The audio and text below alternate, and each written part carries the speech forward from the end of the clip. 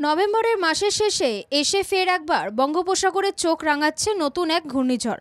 আবহাওয়া দফতর সূত্রে খবর, এই ঘূর্ণিঝড়ের নাম দেওয়া হয়েছে দিতওয়া। প্রাথমিকভাবে শ্রীলঙ্কা উপকূলের কাছাকাছি অবস্থান করলেও এর অভিমুখ হতে চলেছে পুদুচেরি উপকূলের দিকে। তবে বাংলার জন্য স্বস্তির খবর, আবহাওয়া দফতর জানিয়েছে এই ঘূর্ণিঝড়ের সরাসরি কোনো প্রভাব পশ্চিমবঙ্গে পড়বে না। আবহাওয়াবিদরা জানিয়েছেন ঘূর্ণিঝড়ের কারণে তাপমাত্রা থাকবে ঊর্ধ্বমুখী। এর ফলে আপাতত শীতের আমেজ কমবে। আগামী 24 ঘন্টায় দক্ষিণবঙ্গের জেলাগুলিতে রাতের তাপমাত্রা 2 থেকে 3 ডিগ্রি বাড়ার সম্ভাবনা রয়েছে।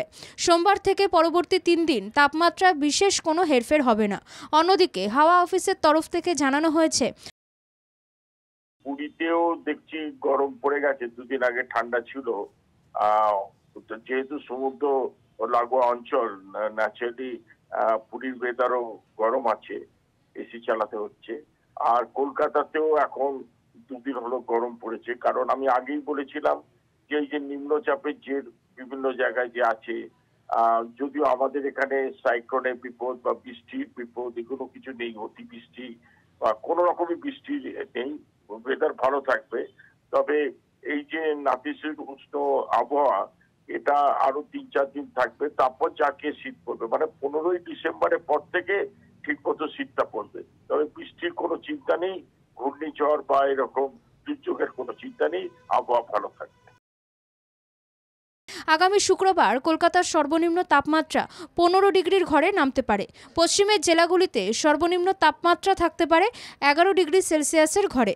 রবিবার সকালে সর্বনিম্ন তাপমাত্রা ছিল 17.5 ডিগ্রি সেলসিয়াস, যা স্বাভাবিকের থেকে সামান্য বেশি। শনিবার দিনের সর্বোচ্চ তাপমাত্রা ছিল 27.9 ডিগ্রি সেলসিয়াস, যা স্বাভাবিক তাপমাত্রা থেকে 1 ডিগ্রি সেলসিয়াস কম। বাতাসে আপেক্ষিক আর্দ্রতার পরিমাণ 42 থেকে 92%। ভোরবেলায় কুয়াশার প্রভাব দেখা যাবে কলকাতা সহ জেলাগুলিতে, এমনটাই জানিয়েছে আবহাওয়া দফতর। নভেম্বরের মাস শেষের পথে হলেও শীতের অপেক্ষায় রাজ্যবাসী। জাঁকিয়ে শীতের জন্য আরও কিছুটা সময় অপেক্ষা করতে হবে রাজ্যবাসীকে। ব্যুরো রিপোর্ট, বাংলা জাগো।